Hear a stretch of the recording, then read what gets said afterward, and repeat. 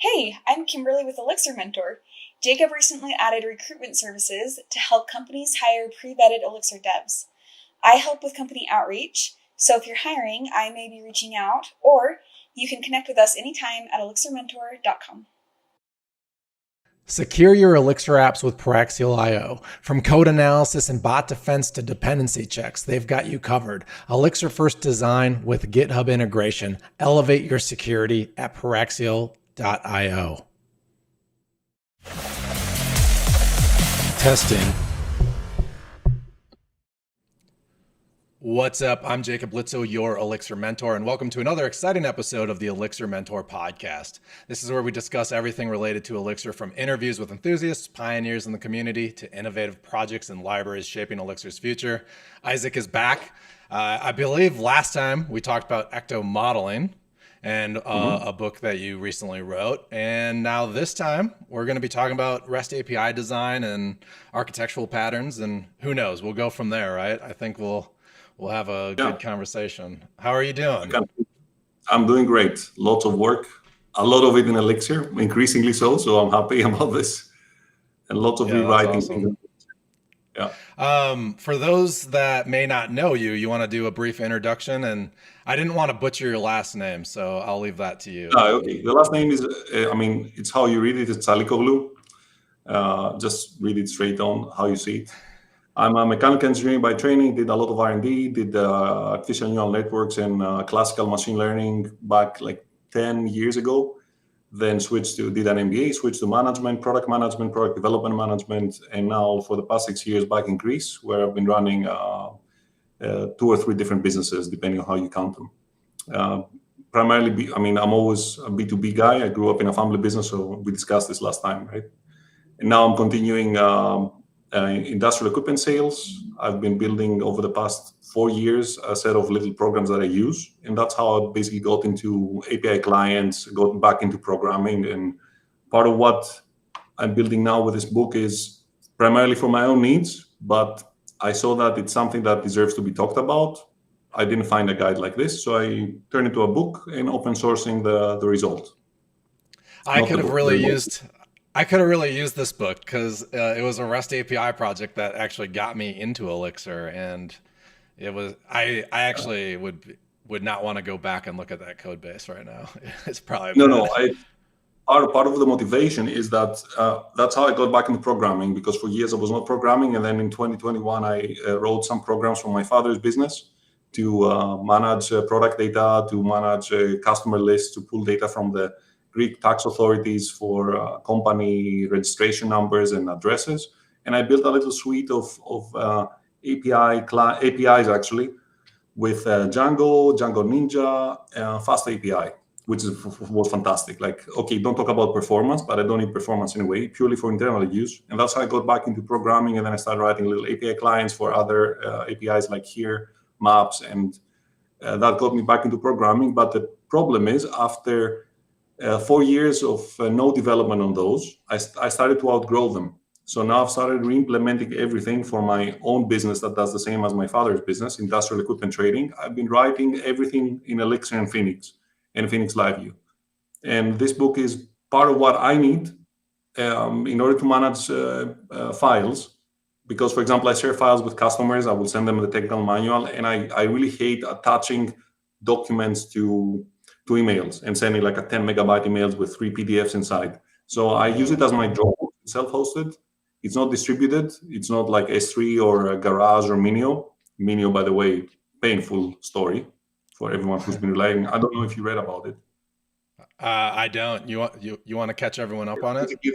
They clawed it back, right? So they stopped maintenance, and everybody who's been relying on Minio is now sadly out of luck. So I like S3, the S3 API, because it's the standard, and we use it on brick.gr. We use it on DigitalOcean Spaces, but it's also overkill. If you want to share a file, you don't need to use S3 or a bucket. Plus, it's intransparent how the files are stored. You cannot access them directly. It's like a hashed blob somewhere, and I prefer to have simpler solutions. So that book is now about an API client that targets a specific undocumented API of file browser. It's like a Dropbox, self-hosted Dropbox.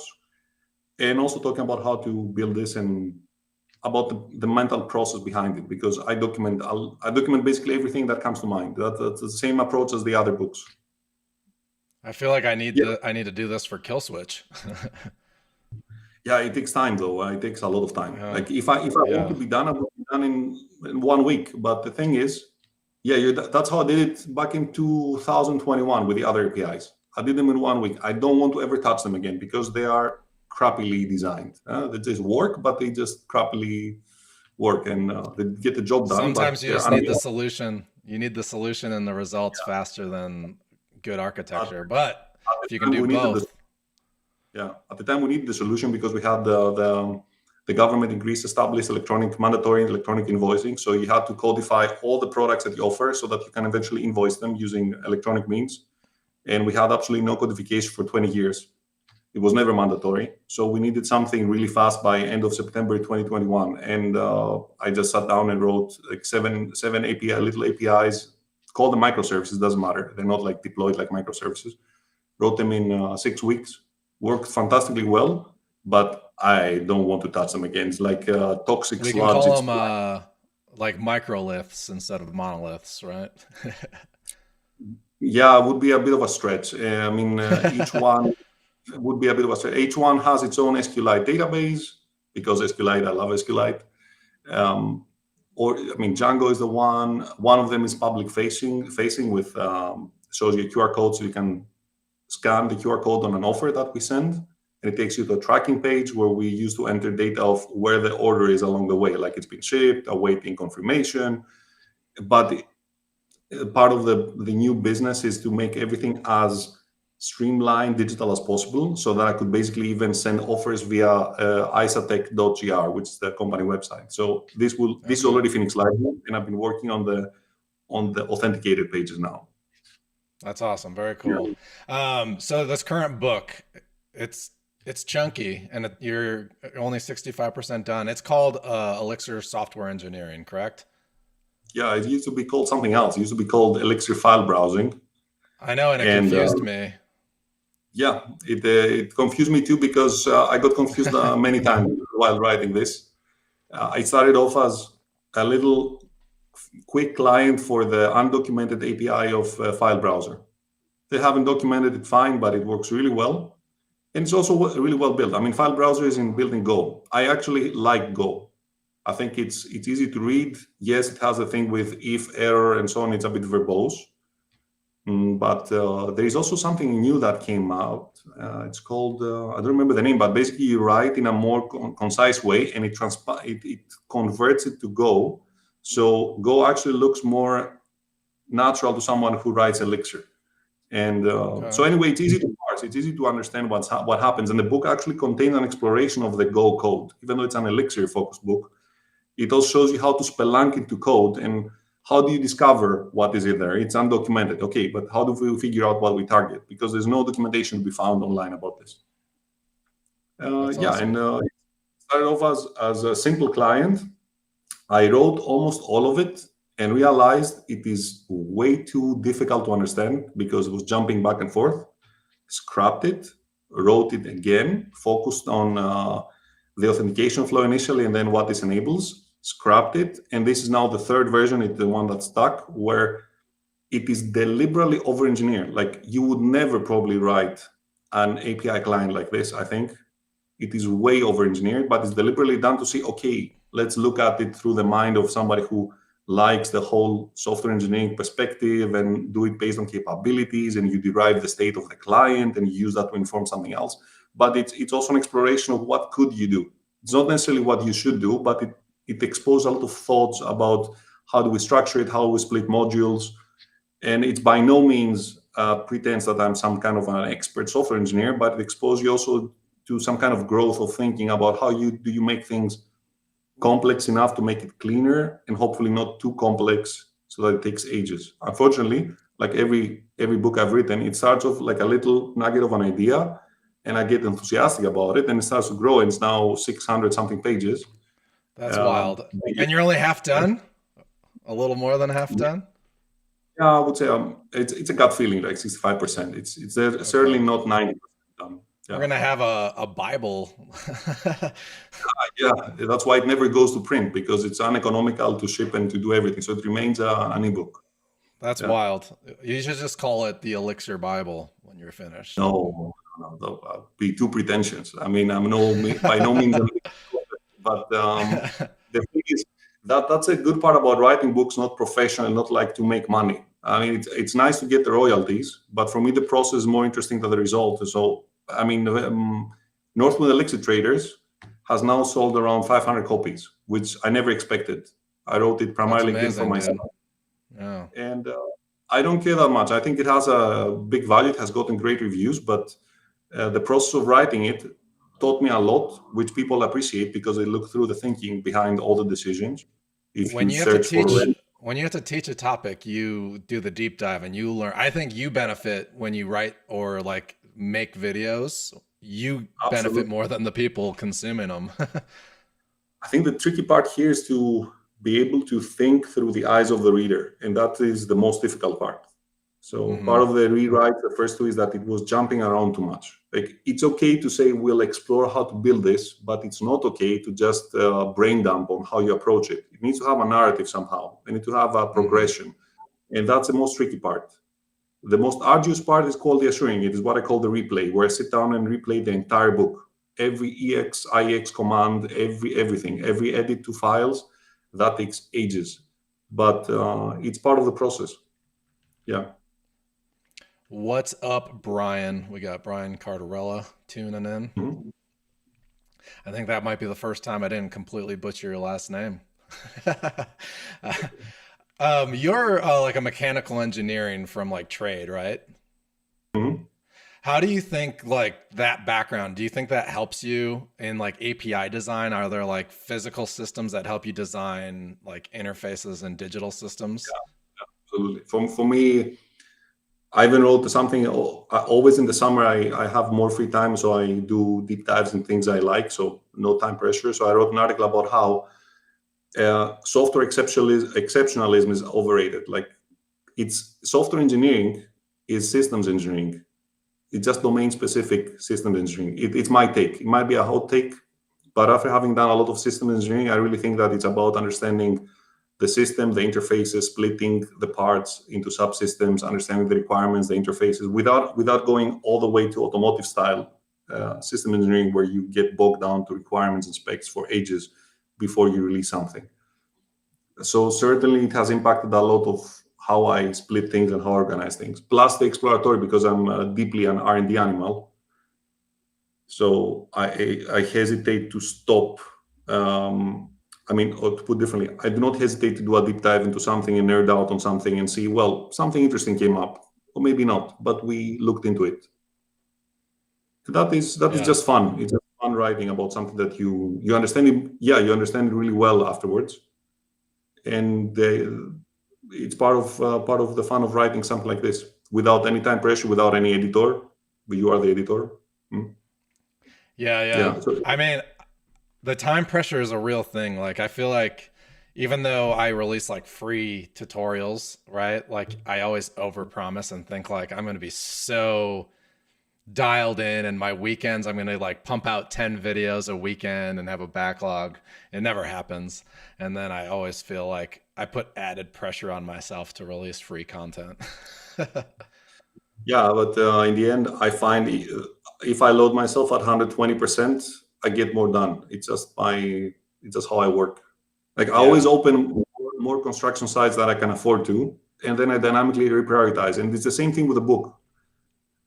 There's a lot of, it's not really a linear explanation of how things came up. It's a restructuring of how I arrived at conclusions, and I document them in a way that makes into a narrative. Because if you do it in the other way, you end up with the two rewrites that I did, where you open up a lot of construction sites, and then you figure things out, and then it's a mess, and it's not easy to understand. But so I'm deeply influenced by Toyota product development system, because I've done a lot of product development of hardware in the past, and that's where you converge towards something. So you don't start with the absolute perfect specs or requirements first, but you try to understand the system, and then you see where the interfaces are, and you start to have them converge so that you open multiple things, and maybe some paths are useless. Okay, so you cut them out, and what remains is like sculpting something out of marble in a way. That has influenced my thinking a lot. Like, you don't need to know everything to start, but you need to get started somewhere. And because there's a risk that if you get started somewhere where you might get blocked, you will get stuck there and not proceed. You open 2 or 3 things in parallel, you move them along somehow, and then you start to converge them and combine them and see how things gel together. And it's not really a process you can describe. That's the tricky part. There's no standardized process to do that. But I agree. The busier I am, the more I get done and the more efficient I am too with working. Like, if you have downtime, you'll end up having too much downtime and then you procrastinate everything you're doing. But if you're so busy and you have to get crap done, you have no choice. I like that. And then Brian said, shoot for the moon. You'll probably at least hit orbit. That's true. I agree. Shoot from the hip. And, sometimes you shoot from the hip. Like, it's fun because at some point while writing this API client, I needed a way to show, to trial how we make some requests to the file browser API, but I hadn't yet written the authentication part. So I just wrote a module called Junkie, because there's like the Junkie client, and you have junkie.token, just fetch a token and use it. And you see how you have basically different levels of how complex you can build things. To build a REST API client that just sends a request, it's trivial. It's not even worth writing anything about, not even a tutorial. You read the rec or HT Poison HexPM docs, and you're done. But the idea here is to write something where you altogether prevent useless requests to the server. So the idea is a lot of the logic of the API server is built into the client, so that requests are cut before you dispatch them, which is an unnecessary requirement, but it does open up some questions about how you say, well, now we have this client struct. What state is it in? What state is it in regarding, what can it be used for? Which routes? And so there's a lot of logic how to parse options. Like, it's a good opportunity to explore nimble options, which I absolutely love. Nimble options, fantastic. To write your own modules for parsing options, streaming, HTTP streaming, to stream in, stream out, add features actually to how you use file browser, which are not part of the API. For example, one interesting one is, let's say you want to upload a Linux ISO. Okay, do you now download it and then upload it, or can you do it with streaming, where you stream in and stream out? So you stream it from an HTTP address directly to the file browser server. How do you verify that what you uploaded is correct? How do you catch errors that you made? And there's a lot of little gremlins to find there, and that's part of the fun of writing something that's robust. So the idea is to make it more intelligent than it needs to be, more safe, just for fun, just to see how it I'm curious, what are your like creative ways of handling like timeouts, rate limits, like malformed responses? Like, how do you like to handle those things in like a simplified, like coherent way, though? So since it's a client, not an API server, there's not much with this except qualifying the query parameters using a module that does query parameter validation. One of them is, for example, validating the body. You have helper functions do that, purpose specific, depending on what operation you're in. So you have operations. I generate an operation. For me is a combination of a route and a HTTP method. Then I declaratively have the configuration of the API. So that's also part of the idea, to see how you can do it declaratively. So maybe you can take this code and adapt some things and use some part of the code, which will be Apache 2.0 license, like all of my books code, to do something similar. So you don't have to rewrite everything. Maybe there's even a framework idea in there somewhere. I don't know. I just don't know enough of Elixir to build my own little framework for API clients. For API servers. Oh, I feel like you know enough. You could do it. Yeah, maybe I just don't have enough time because of too many things. But for API servers, well, I mean, I absolutely love Ecto. I love Ecto and changes so much that for brick.gr, where the backend is in PHP, I built from scratch. I wrote 2 classes. One is called schema, and one is called changeset. And it basically does what ecto.schema and what ecto.changeit does in PHP, and it cut down boilerplate. The repetitive in PHP, always check if something is null and all that. Just gone. Just all the route handlers are now using Fecto, as I call it, PHP. Oh, and you're handling that like client side essentially then, or no? No, server side. Yeah. So okay, okay. So the backend of Brick.jr, even though it's written in PHP, it uses those two classes. So you write a schema for every entity essentially, and you can customize the schema depending on what purpose you want it for. You write a base schema, and then you can basically say switch off those fields or make them required or not. So you have like a base template. And then you have a changeset class, which does the same thing that ecto.changes does without the change tracking, because we don't care about this. And will you create like an Ecto schema for most like REST API responses, or not necessarily? For API responses. Like third-party API responses, would you build an Ecto schema for it? So I remember I did something like this for the Elixir file browser client, and I came to the conclusion that it's overcomplicating things. You can certainly do it, but I don't remember the specifics. It's been like now 7 months, but I remember coming to the conclusion that it's overkill to use Ecto internally for your own, like internally for the own project. So you any code operations internally, that's what you stick to, but not necessarily. It seemed overly complex. In the end, I split it into modules. There's a query params validation module, there's a body validation module, there's a header validation module, and it is easier to work like this, because then you have to basically make a schema. Now I recollect a bit what I did. We had a schema where we had the headers, the body, and then you had custom validation functions for the header and the body, the query params. It just becomes too much navel gazing, too much abstraction on top of something that's already abstract enough. But it's also split in this is that, this is a body, it's a string, or it's a binary, or whatever. And I remember that I scrapped. That was part of the second rewrite, and I simplified it. Yeah, but I lean on that makes sense. Like it's easy to think adding all these layers will simplify things and make your code more robust, but it's not necessarily true. Yeah. That's also part of my big finding about the term of good practices in software engineering. In the end, a lot of advice out there is just overcomplicating things. It's whether you want to make like what do you call it? Separation of concerns. Ooh, separation of concerns, super important. I mean, okay, it's like functional decomposition in system engineering. It's important, but it at some point, you don't need to go all the way to the full-blown software engineering. A lot of it is also inspired a lot by object-oriented programming, I find. Yeah, Brian said software developers are naturally attracted to complexity, and I feel like that's true. Engineers are also naturally attracted to complexity, by the way. We like to...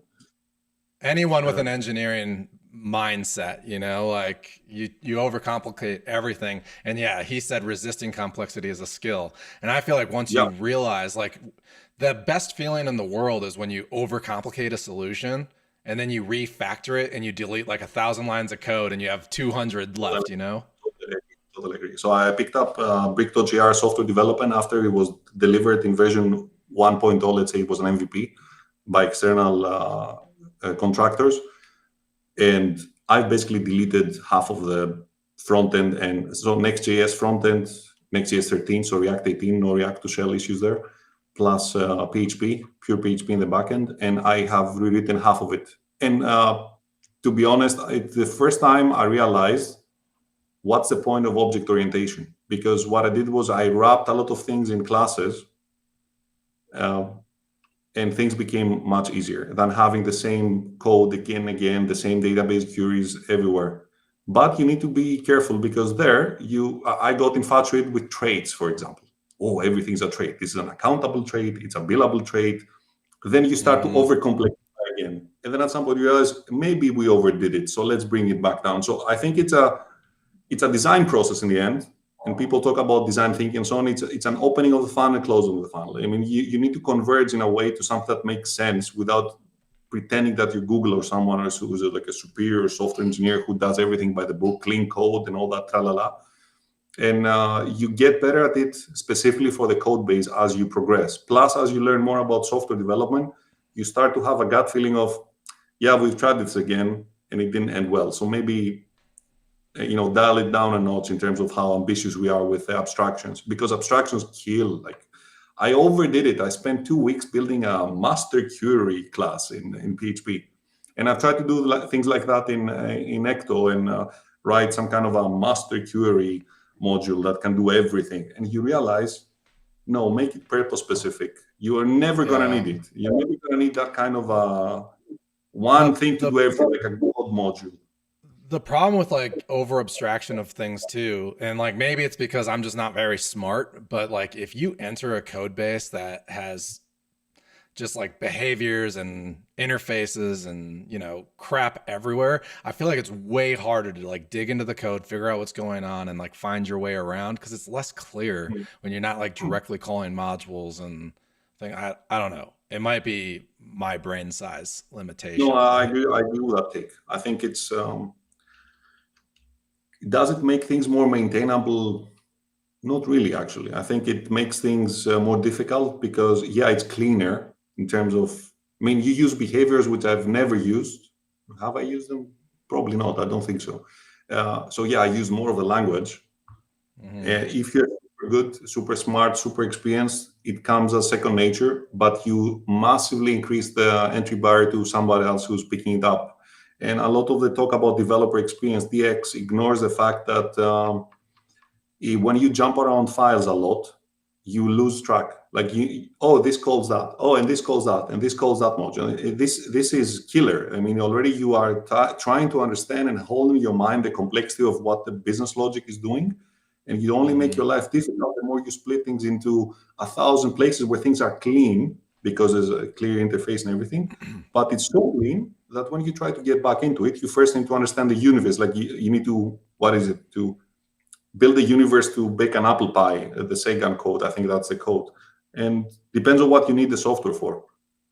You don't. Yeah. I think requirements depend on, requirements depend on what also the life cycle of the application will be. When you build something for yourself, plus maybe for others, it depends on where you're on the spectrum. Is it something for me? Is it something to be a library used by others? Is it an app that is for a small scope, like small range of people? Is it a full-blown SaaS? There's not one truth along the way. You can overcomplexify a tool for yourself, and you are proud that I pat myself on the back. I made things more complex than I needed to, so I'm prepared for more complex things. Most things are not that complex in the end. Right. Oh, I feel like your video is lagging on my end. Let me see.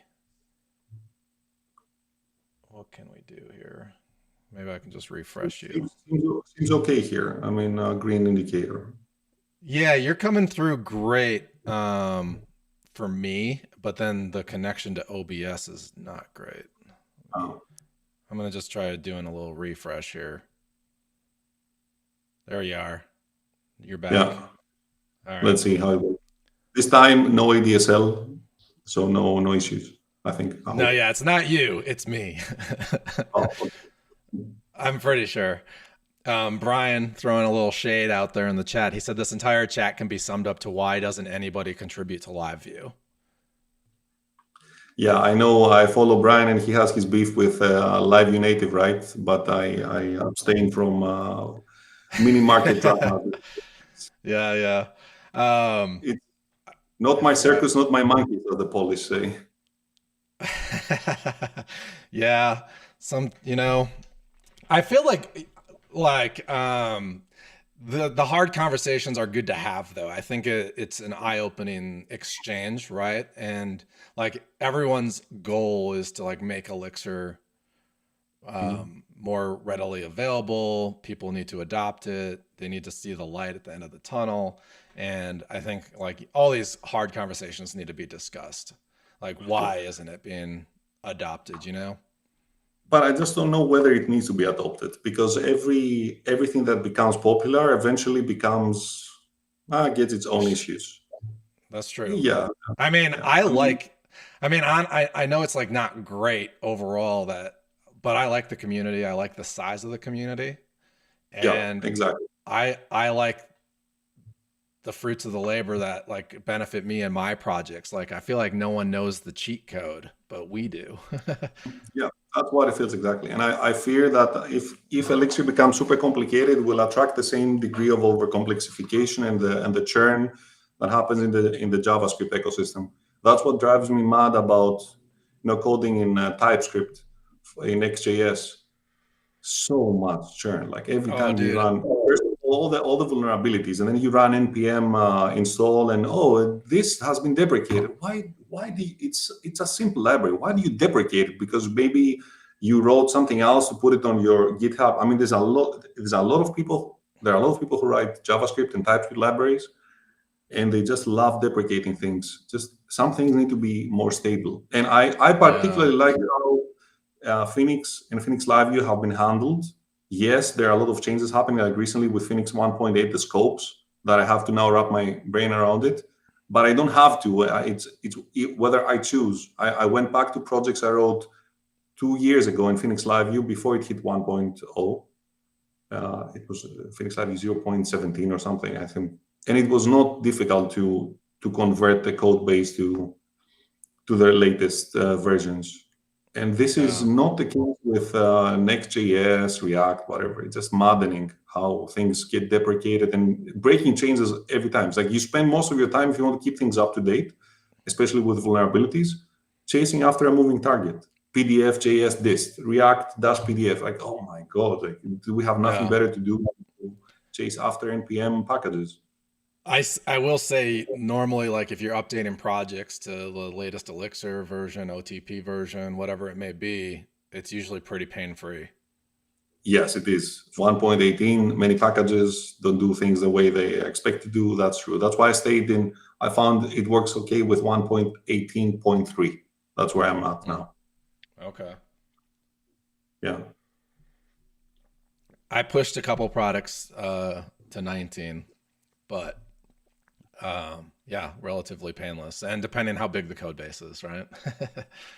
Yeah, my code bases are still small. What I do is I have a lot of little things in parallel. Like I have 3 little apps, but again, I do things on the side.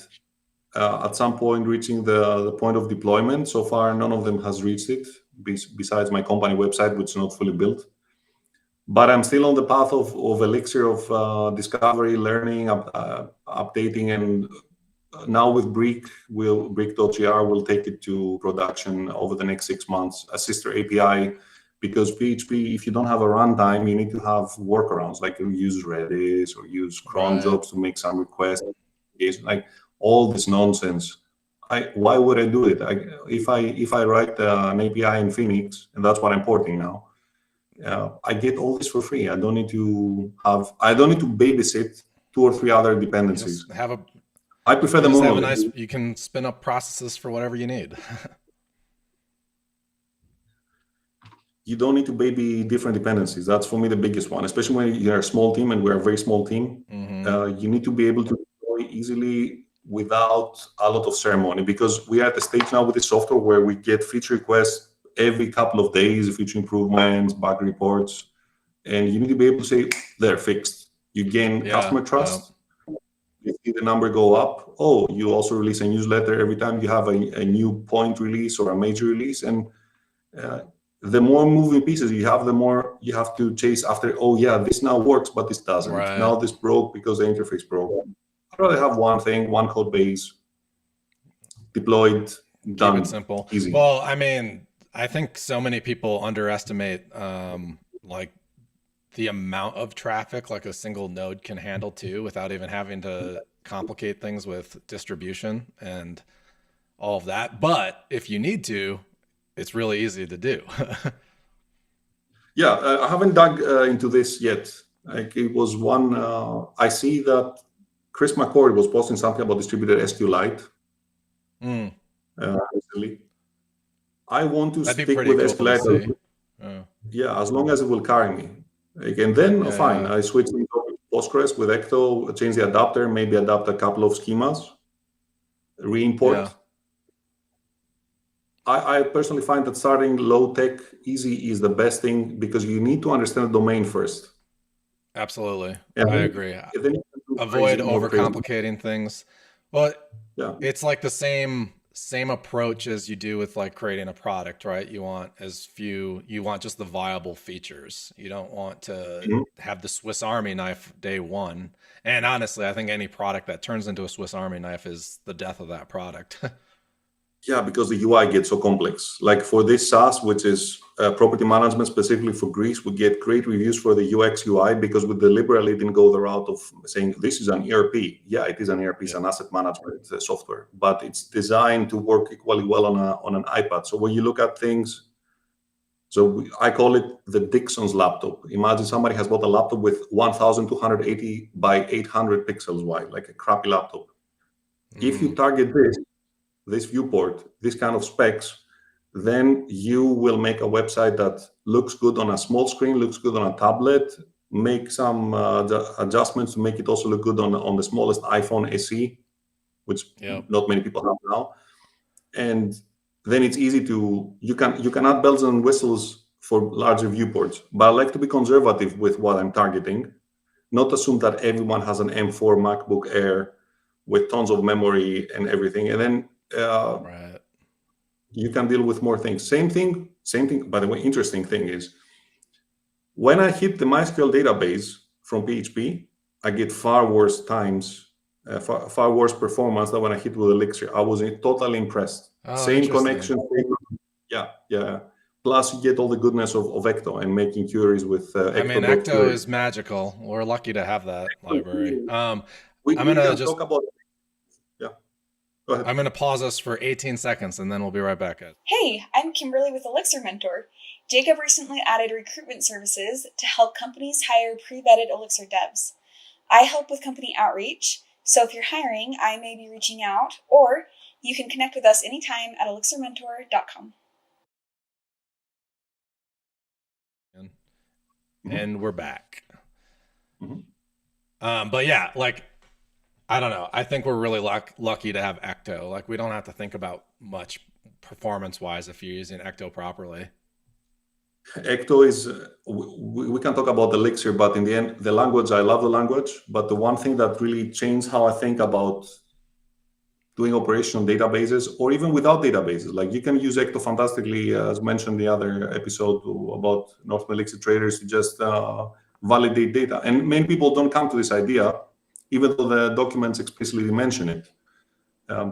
We change it and so on. Ecto is incredible. Like if I imagine it's so clean, the whole idea of the schema and the change set, it's a simple pair of ideas. You take the same concept, you transport it into two PHP classes, and it cuts down all the boilerplate of validating incoming query parameters and bodies and whatever. Okay, the query parameters mostly.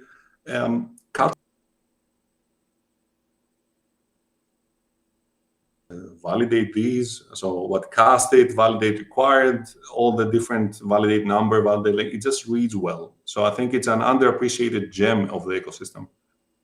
Yeah, 100%. I guess this already for I think Ruby and Active Record is called the Active Record pattern. But okay, wherever it's coming from, Ecto is the tool for so many cases. And Nimble Options also very good. Nimble Options is great. I'm sorry, say that again. What was that? Nimble Options to validate. Oh, yeah. Yep.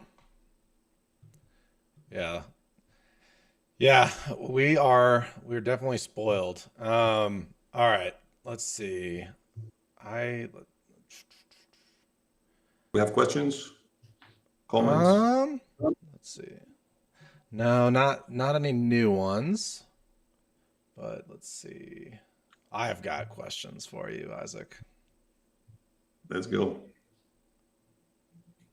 Let's see. So you've mentioned like numerous times that you're just a big fan of just REST APIs, right? And when you like create, like when you put a production like API client, like architectural decisions that like you early on made, pushed to production that you later regretted, and then like what were those, and then like how would you have fixed your solutions now? Like old Isaac versus new Isaac. Yeah, I can tell you for the past 2 years. First of all, design your routes to be clean. Look at the RESTful approach, at least how you handle resources and so on. Like I inherited code that was just a mess in that sense. And part of the job was to clean it up, because at some point we'd like to expose parts of the API to clients who will be enterprise customers to interact with it. So instead of going through the website. And a terrible thing to do is to write an API that is tightly coupled to the UI. That is one of the stupidest things that I hated it. I followed while I didn't know any better, and I just had to implement features because everything was burning. I stepped on the same patterns that of the code that I got, and I deeply regret it, because had I known better, I would have already refactored the API much earlier, like maybe 1.5 years ago, so that I don't have to rewrite everything to make it less tightly coupled to the UI. I think it starts well when you think first about the different routes, how you'll organize them, whether you will have actions, like you can have resource / slug or whatever ID / actions, and then how do you map the operations that will be done onto routes. If you start, so I saw a proliferation on the code I got of basically ad hoc things. Sometimes things would be nested under property, sometimes under properties, sometimes under occupancy, other times under occupancy. Some actions would be just straight under occupancies, or there would be a / actions. This caused a lot of confusion. Yeah, it works in the end because the UI is tightly coupled to that API. But if you take your time to think about how you organize things, it gets so much cleaner, and you end up with much less confusion when you need to work things. In fact, you mentioned something earlier which I didn't comment on, but refactoring for me is a joy. It's I like cleaning things up. I like putting things in order and making it less cognitively difficult for me to add things on. Once I did my refactoring of that code base, for example, it doesn't matter. It's the same thing with other APIs I've written and I've been writing. Like I have another book, which is Phoenix Product Codex, which is about writing my PDM approach, product data management approach, that I wrote in Python years ago. Rewrite it clean now this time with Elixir and Phoenix.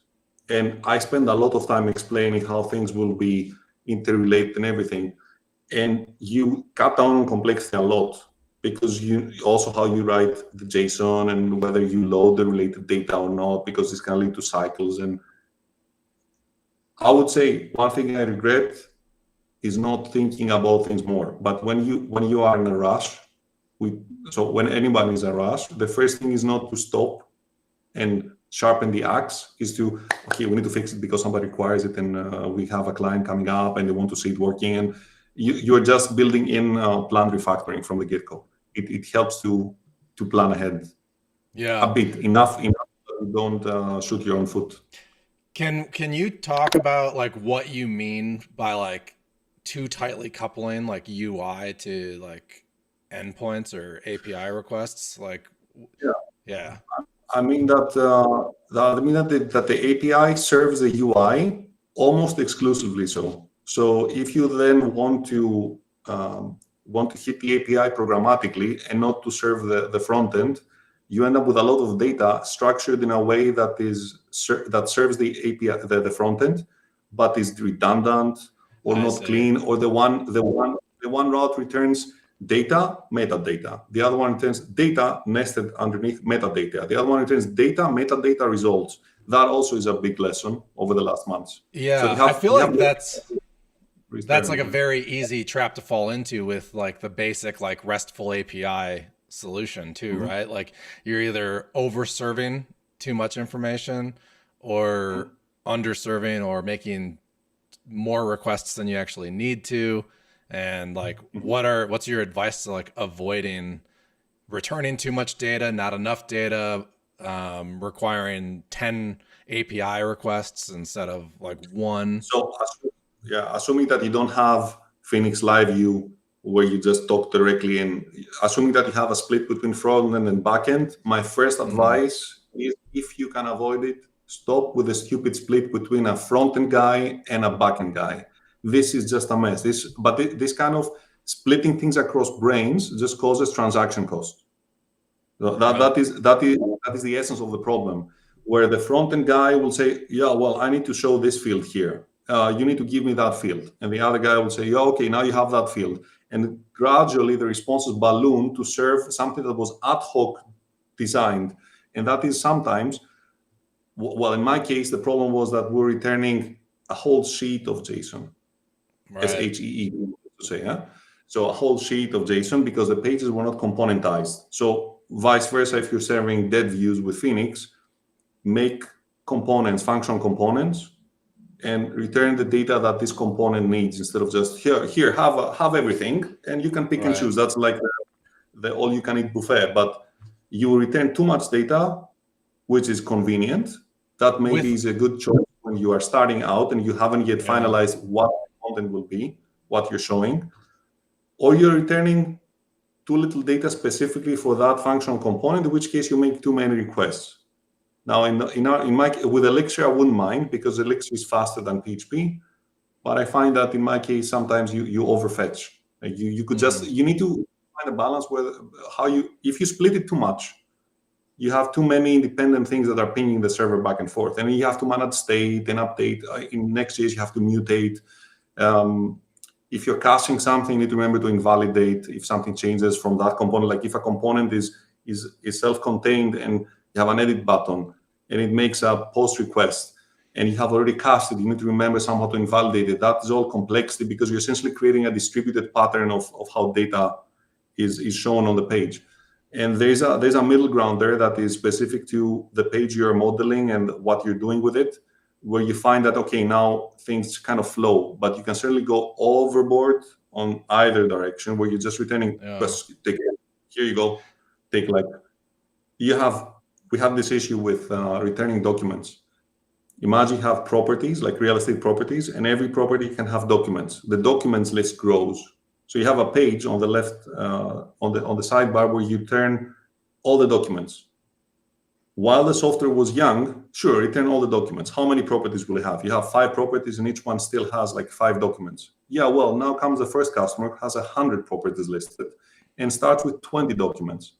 And a pattern I'm a big fan of is hate OAS, like where you return fields like previous page, next page. You have a separate structure within the JSON, that where you have the action there. And that's what I also like. And increasingly, I turn my APIs into, so I shift logic away from the front end. If it's not related to display, I shift it back to the server, because I want the server to tell the page whether it can render something, whether some actions are permitted, and just make a quick check in the front end and say, oh, well, okay, not permitted or no such key, so I don't show the button, I don't show the action. And that is another major learning. Not everything needs to be server side, but when you centralize logic on the server side, at least the important things, you sleep better knowing that there's no chance that something will be rendered just because you or somebody change the condition on the template, regardless of whether you're doing Next.js, React, or Phoenix Live. Right. Now, I'm curious, like you mentioned, like get rid of the front end crew and the back end crew, because you just start requesting more and more data and your responses are just going to grow. I'm curious to have your take on like the introduction of like GraphQL, where you just get what you ask for, or do you shy away from it? Yeah, I so far shy away from it because I read an article that kind of colored my perception negatively about permissions with GraphQL. That apparently there are solutions to apply permissions of what is being fetched, but in my case for this big app, because I was also flirting with having a GraphQL API for the Elixir rewrite of the server, of the backend, because we have a lot of interrelated entities. You have a property that has occupancies that might have finances, or tasks that have finances. You have a lot of interrelated data. So GraphQL on paper looks super interesting, because you just say, well, give me all the instances that belong to this property and are accessed by this user, and you get what you need. And it might still be a good idea.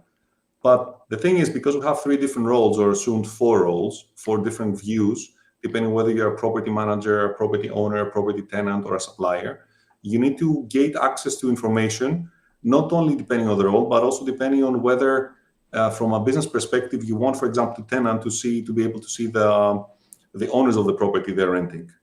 And I have a gut feeling, it's totally shooting from the hip point of view, happy to be corrected by anyone listening to this, that permission checking and gating access to data I'll just move the complexity there. Like, it will be easier to cure related stuff, but then I will have to write a lot of logic to hide fields from the response that you have to do your own authentication and role checking for sure. Yeah. Depending on what field you're accessing, right? You have to do it anyway, and that's what I'm really interested in the Phoenix scopes, because right now we are passing to the backend query parameter role equals something, which we qualify on the backend, and depending on that, all our functions are polluted with a role parameter that calls different permissions checking and so on. But with scopes, you could simplify this so that you don't even have the possibility to make a query to the database to ever get something returned that the user should not be allowed to see. That's why I decided to essentially, I was thinking about this obviously from very early on. Like, had I known 2 years ago what I know now, I would have gone straight to Phoenix and a Postgres and not PHP and MySQL.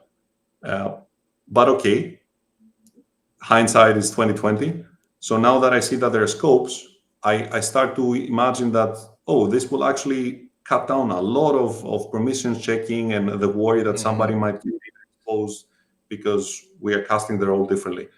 I don't know if GraphQL could be a solution. It's something that it's on my backlog of things to investigate. And maybe when I do it, there's going to be another book. But, hey, that would be a good one. I mean, there's pros and cons to GraphQL. I feel like a lot of people don't like to give that much freedom to like the client side front end app, and you're essentially overexposing things, right? But then leaving it up to the front end to not over request data. So if your front end engineers aren't mindful of that, it can be a nightmare too.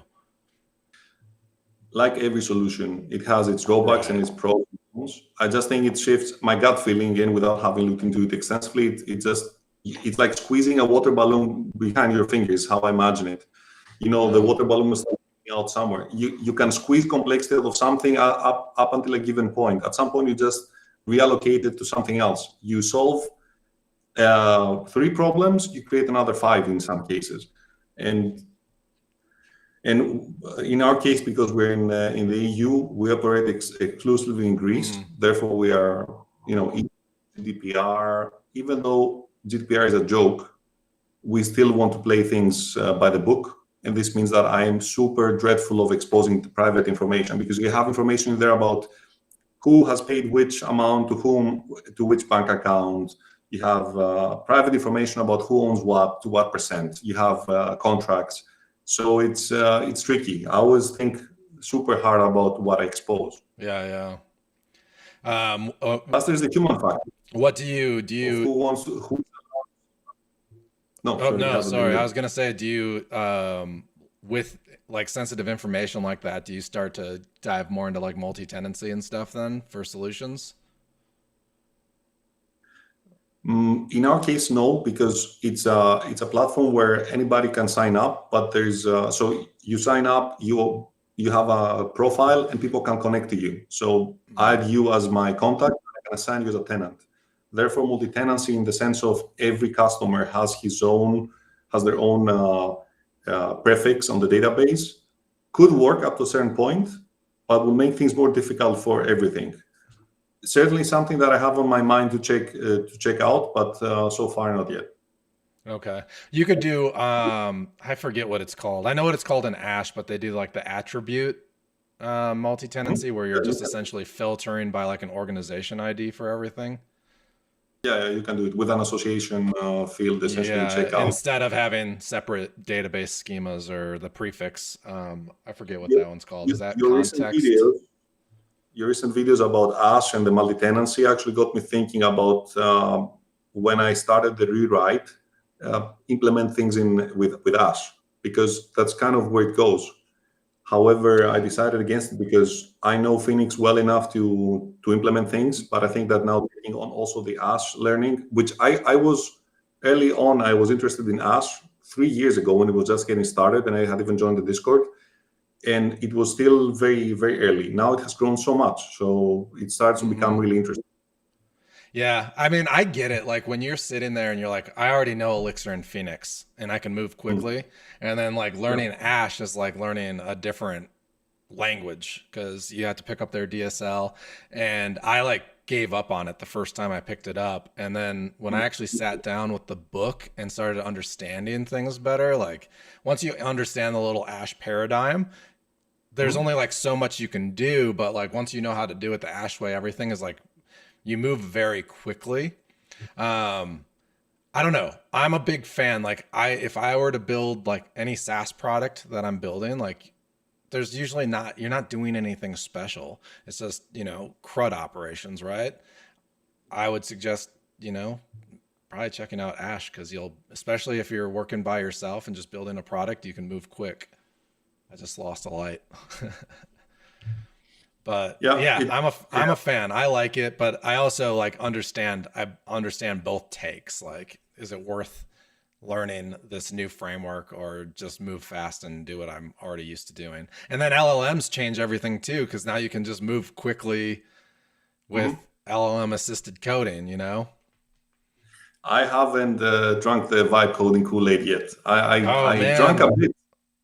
I drank a bit of the vibe. I mean, I didn't drink the Kool-Aid, but in the summer, I sat down and by not reading carefully the documentation of something in the Beam VM, I thought that I needed something to check disk space, and I let Grok, Grok 3, then Grok 4, Gemini, and so on vibe code a NIF, an Elixir NIF. And it was full of bugs and full of memory leaks, and everything was disastrous. I wrote an article about the experience. Yeah, but you went to one of the hardest things possible.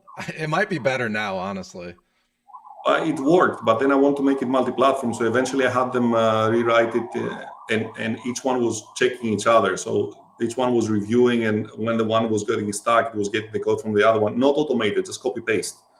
Okay. For which I got a negative comment that, what is this, like 2023, you do this by hand and copy paste? Yeah, because I want to understand what is happening. I don't want to just say, I'll vibe code it for me and go. It's very important to understand the code that it's generating. I'll tell you that.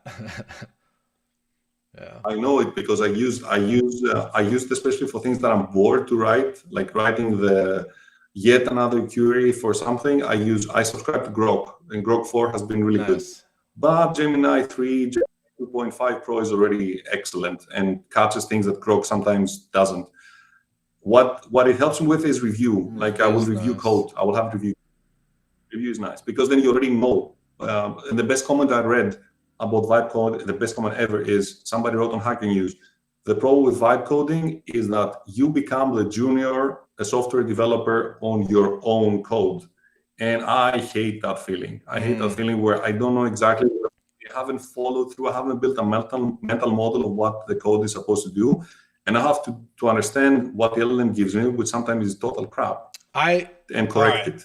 And I hate that. I'm gonna fight back against that article viewpoint, though. I think if you allow yourself to be a junior, you'll turn into the junior dev. But I look at LLM assisted code as my junior dev, and I'm reviewing their code, and nothing goes past me unless I approve it.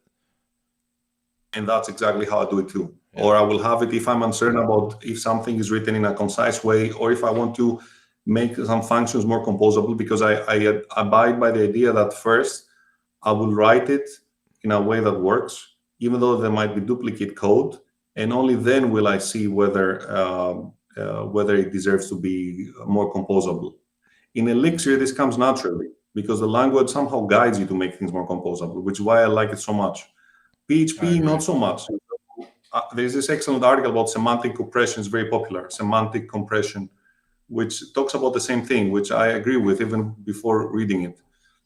And so I use LLMs for that purpose, like review this code, catch any stupid things I made, because you code many hours. At some point, fatigue sets in, and you start making stupid mistakes. So for that role, it's fantastic. Like I replaced a team of 5 people as one person. I've found it like really useful to like track down bugs too. Like if you give it a very detailed thing, like, hey, can you go check out this specific feature, the flow it goes through, and describe it to me, and I'll let it go and just investigate that area of code, and then I'll start asking it questions about the bug.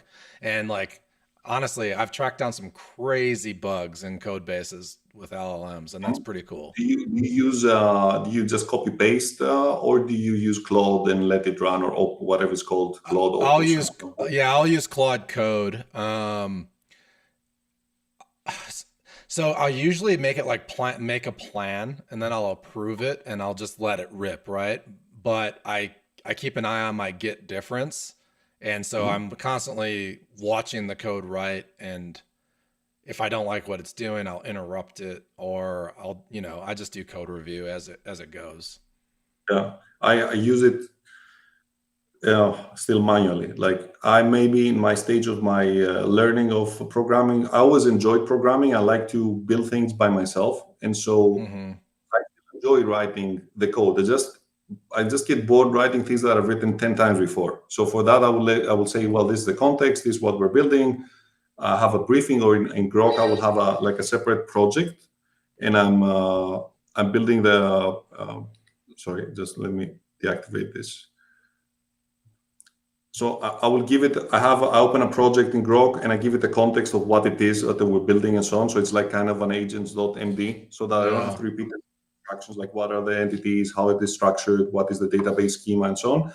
And then I start having discussions. And for me, the top feature of something like Grok, I don't know if Google has it, probably does, is the voice mode. What happens is I work across 3 locations. So twice a week, I will go to another location, which is our old family's business headquarters.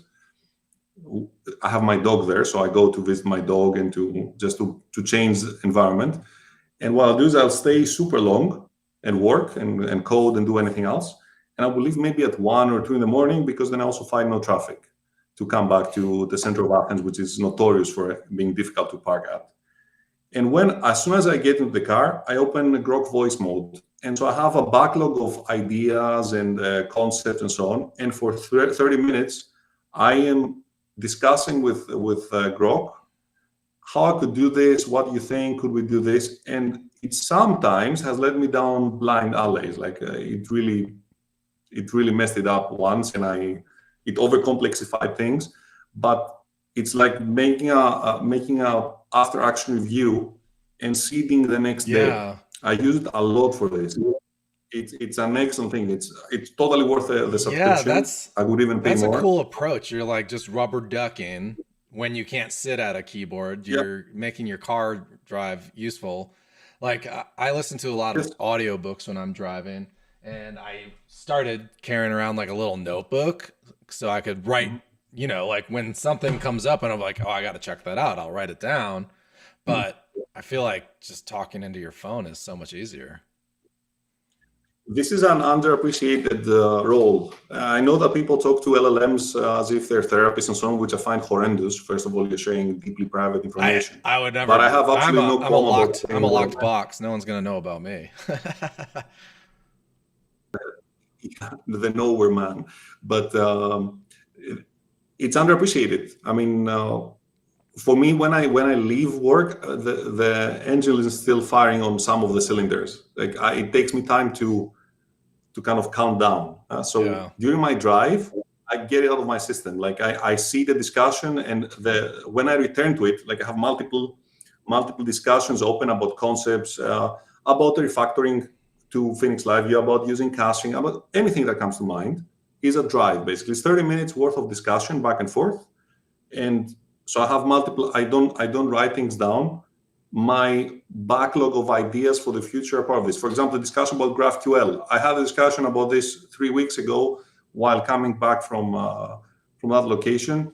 25, 30 minutes, pros, cons, how could you do it, what are the downsides, and you already build it's not solid, sometimes it's not even good enough, but you're not starting at zero. You have already exposed yourself to what are people saying about it, what are the usual criticisms.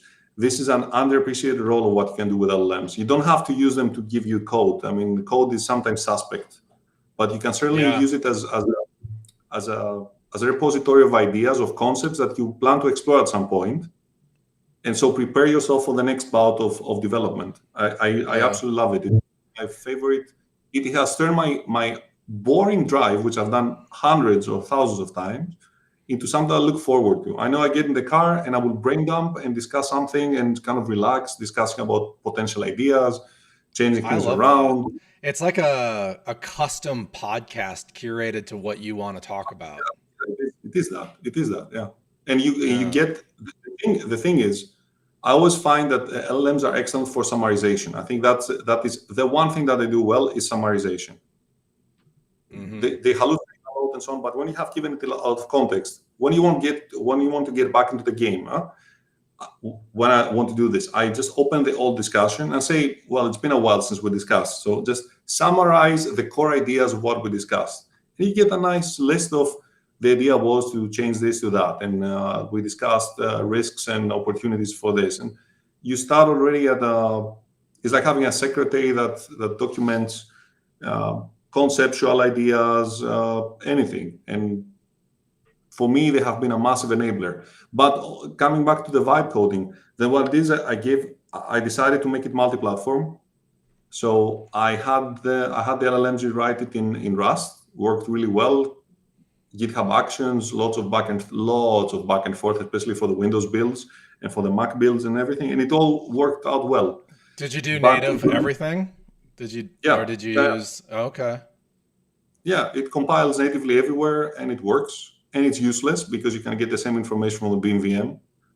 But it was a nice opportunity. But it left me with a sour taste, because what it brought me to is the situation that I lived back in 2008 and 9 when I was a development engineer for turbines and turbocharger components, where I felt like I'm an input-output machine. I'm just shoveling data, correcting, trying again, and I don't enjoy this at all. I'd rather sit down, understand it well, write it by myself, ask for advice or review where I need it, and come out smarter about what I did, instead of offloading the task entirely to an LLM, because then I don't gain anything. Yeah, I get the fruit of the labor of the LLM, which might or might not be correct, but I come out emptier. Like, it's also tiring. For me, it's absolutely boring.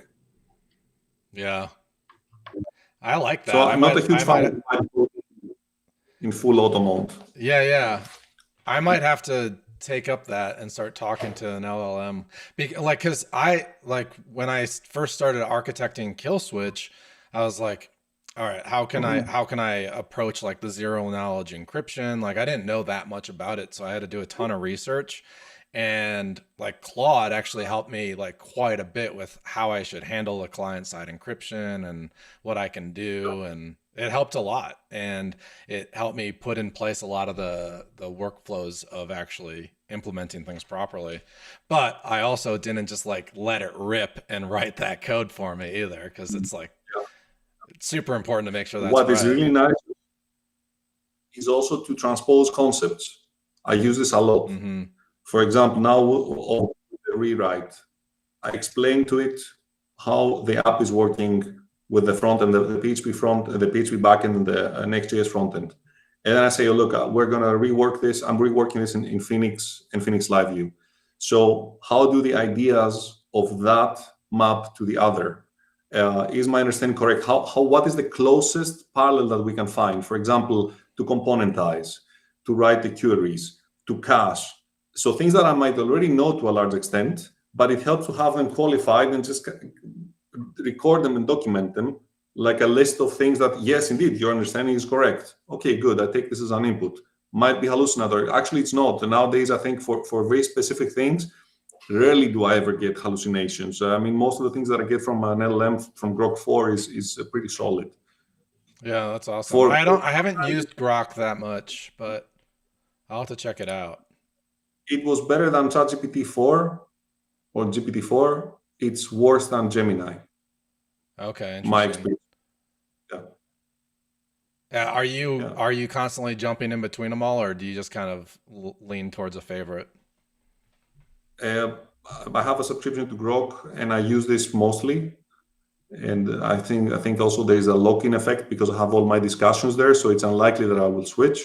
But there are many cases where a problem seems to be intractable for Grok. It will just get stuck somewhere, and then I take this and put it into Gemini and say, "Hey, Grok cannot figure this out."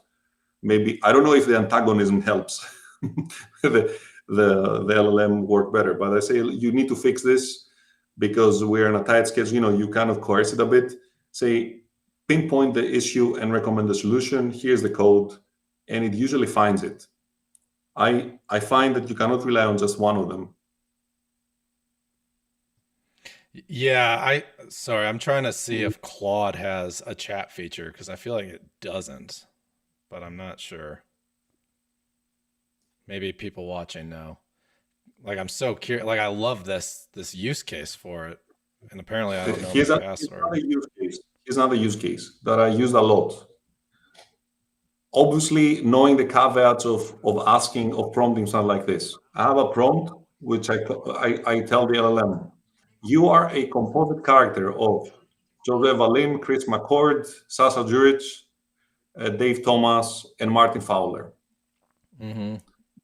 Your goal I is can to help talk me. to it, by the way. It has a voice mode. I just discovered. Yeah.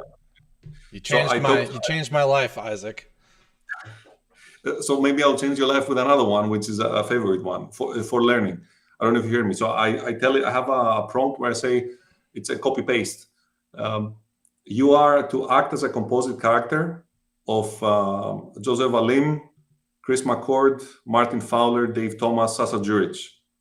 And your goal is to review what I give you through the lens of someone who's a composite character of all those people, and help me learn and understand better and review my code and my concepts.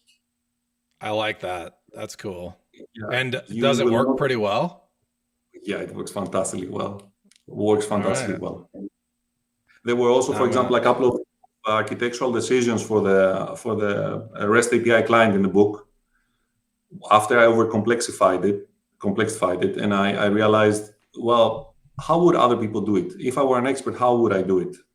And this helped me get unstuck a lot because you get a solid review. Now, do I know whether this is what the people would actually say? No, nobody knows. But at least it pretends, I guess, it guides the discussion down a path. For example, tell you, Sasa Juric will appreciate your approach towards this because it's distributed. And it's good. It's good enough to learn things. You can never qualify whether this is what people will say. Obviously, I'm not pretending that it's like a composite, but it has been pretty insightful. Don't ever use my name in a prompt. You'll get all the wrong answers.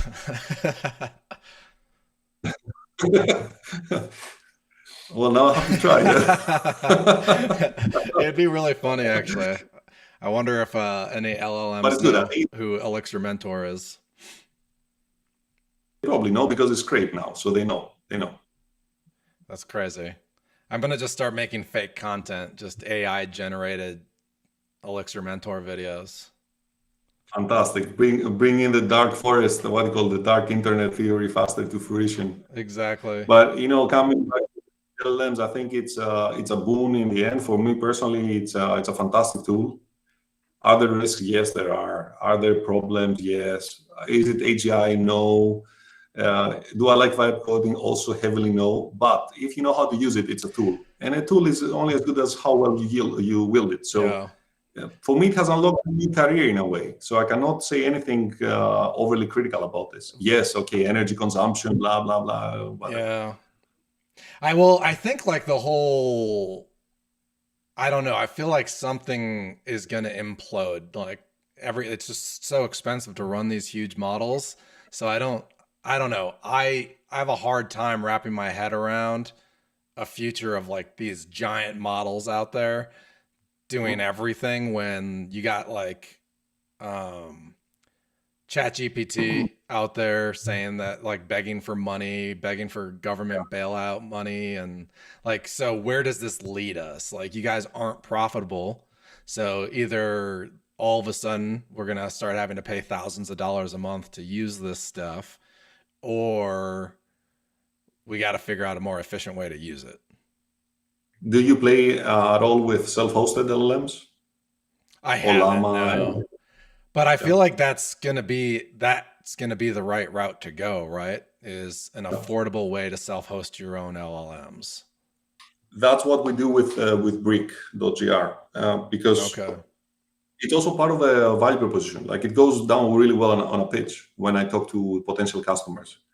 I tell them we have AI. I tell them we have AI features that we have implemented, just not yet released to production. I've shown them I've shown people the AI features when I had a booth at an expo in June. They were amazed that you can upload a power bill and it says, well, it's a power bill. It's a bill in general, a utility bill. What kind of utility bill is it? It's an electricity bill, stamped, like auto categorization. Is it difficult? Well, yes and no. You have to extract the text from a PDF or from the docx or whatever. Technically, it's not difficult. To find the right prompt, pretty tricky. To structure the taxonomy of the documents to guide the LLM, to make sure they don't have ambiguity. But that's part of the problem. But to us who are technologists, it doesn't seem like something amazing. To a layperson, it looks incredible that you just dump 30 files to the web app, step back, look at the spinner, and it gives you recommendations for the categories. Plus, it derives a very nice short explanation, which includes, for example, kilowatt hours consumption for the month of this, beneficiary that and that. And that's where I think the reason why I haven't pushed AI hard for the product is nobody cares. Nobody cares. You need to focus on the benefit. And when you see understand the benefit, they don't care if it's AI. To them, it's magical. It means I don't have to anymore choose from the drop downs. But to do this, and part of the pitch is, look, this is our own infrastructure. It's self-hosted. It's our own infra, own GPUs, on everything, which is absolutely true. And it uses a Greek, a Llama 3.1, I think, model, which has been specialized into Greek by the University of Heraklion. And it is amazingly proficient. Like, it detects text, everything. And it's self-hosted, which also means it covers one of my biggest worries in life now that I'm in the software world, getting depending built on external. Getting built, API keys leaking, too many tokens being consumed. I don't want to have to face stories. I don't remember who it was. Someone I follow on X, they just threw out a question about how people handle token regeneration and stuff when you're like, because if you have environment files sitting on your local machine for testing or whatever you're doing, I know like Claude Code pretends that they don't like read those files and they kind of like shy away from it, but they have full access to that stuff. And so I think it's a very important conversation. Like, how do you handle token regeneration and access and API key leaks? Because you want to make sure, who knows, can someone ask Claude Code for my API keys? I don't know. That's my worry. That's part of the pitch is that, look, your data never goes to a server of OpenAI, Microsoft, or whatever. We have our own infra. The model is inside. Your data never leaves our infrastructure, which is hosted on DigitalOcean, GDPR compliant, everything, secure, everything. I mean, we don't do something weird. So security holes, I mean, you need to be very exotic. Also, we follow some good practices, all WASP and so on. So it goes down really well because you show that you care. You are effectively telling them that, you're not telling them, but for sure, if you give a self-hosted 8 billion parameter model, which is this Crete model that we use, called Crete, it's this mountain goat of Crete, that's how they named it. You give it a Greek document, it's fantastic. Would I get better results if I were to ask for structured JSON output from Grok or OpenAI? Probably. Would it cost me more? Yes. At which cost? Potentially a high cost, also in terms of privacy. because my biggest worry is that the data I give to the public LLM providers end up in the training set, and that then you might be Well, it able absolutely to does. yeah, I mean, imagine somebody being able to ask down the road, hey, tell me about Mr. John Papadopoulos. Oh, yeah, John Papadopoulos owns 3 apartments in Athens, and they have those. So, wow, that is, you can never pull it back. So once it's And out there, it's never. He's also depressed because he talks to our AI about his therapy sessions. So you know, like that's why I never use them. I'm super skeptical and very cynical about big tech. And I don't think you need to try very hard to be cynical, especially after all the Snowden revelations and all that. I mean, you have to be stupid to not be cynical and cautious. So I agree. back to the other part of the discussion about engineering, right? So yes, obviously using a state-of-the-art Gemini 3 Pro will give you better results, more predictable. But do you really need that? If you can, I run a self-hosted 8 billion parameter model on an NVIDIA RTX 4070 Super with 12 gigabytes. I have plenty of headroom for lots of context. Do I need to go outside? What does it cost me? It's like a one-off expense, business expense. Never worry about tokens or billing ever again. Yeah, it takes a bit longer. Fine, people don't care. I don't care for the like this. There is even something magical. You know, people say that about UI interactions. There's even something magical about seeing the little spinner, because I use server streamed events, which you can also do with Phoenix. So this is certainly portable to the Phoenix backend.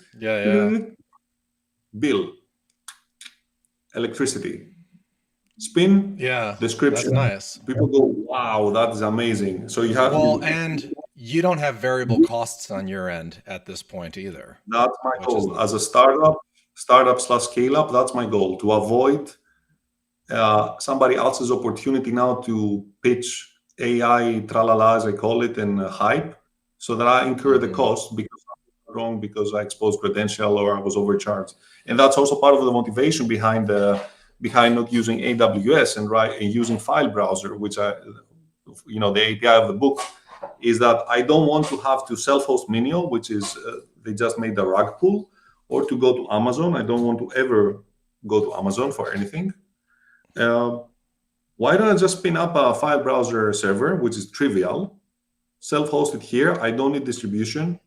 I could, however, still distribute files with syncing between the nodes. I just won't have the database, which is somehow might be a nice feature addition to file browser.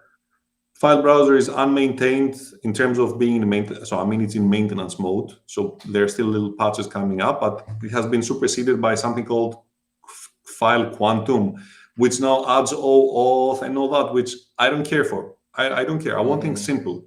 It is rock solid. I mean, for sure. Everyone who's listening to this, really do check out File Browser. It's one of the most fantastic open source projects out there. And I have my file storage. I can access the files through a web UI. I can just SSH into the instance, VPS, or in my case, I self-host it on my own server. And I can grab the files I need. They're not hashed blobs. They're not unstructured data on the drive somehow. Keep things simple. You don't need to go to the standard solution, because for some time I was also thinking about Garage. I don't know if you know Garage. No, let me. Project. Yeah, garage-hq.org. It's an S3 bucket alternative. It also has a key value store. Really cool project. Really cool project. Geo-replication, fantastic. But why? I don't need it. I don't need all that stuff. I don't need to have to use an S3 client, so XAWS S3, to just store a file. I just want to post a file and goodbye. Nice. I think people underestimate the push for simplicity. Yeah. Well, like I'm using like a DigitalOcean S3 box right now for file storage. And I feel like I need to go this route and host my own, and then I have more control of everything. And in that case, I would recommend Garage. It works really well. That's awesome. I have Garage running. I have So I have servers I have Overwing Labs is my business, right? So I provide fractional management, software development services. So I have locations around Greece, plus a server at Hetzner in Helsinki, plus a server at DigitalOcean in Frankfurt, just to have a static IP. And then I use Yggdrasil, which is an IPv6 mesh, to network everything together, running over WireGuard. So it's all non-public. I never peer with public. So the traffic is internal. It's like having my own ngrok, essentially.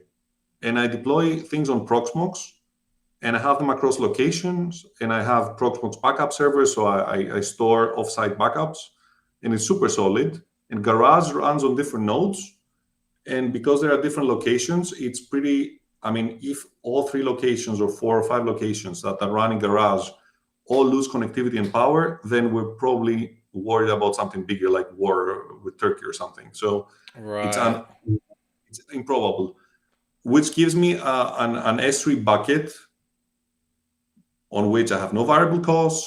I can do whatever I want, whenever I want, from wherever I want. So this freedom with self-hosting is incredible. Self-hosting is one of the nicest hobbies and skill sets you can pick up. I agree. Yeah. I like at some point I'd like to just host my own boxes in my own house, but I haven't gotten there yet. But I'm always inspired, especially by like all the blog posts DHH writes about with their hosting solutions. It just motivates me to go down that road so much. But DHH has a scale that is incomparable. But even starting with hosting, I would never go with one location because I got burned by this. I was hosting so we self-host for Brick. We need maps for Greece. We use Google Maps. Google Maps in Greece is good enough, but it is not perfect in some locations.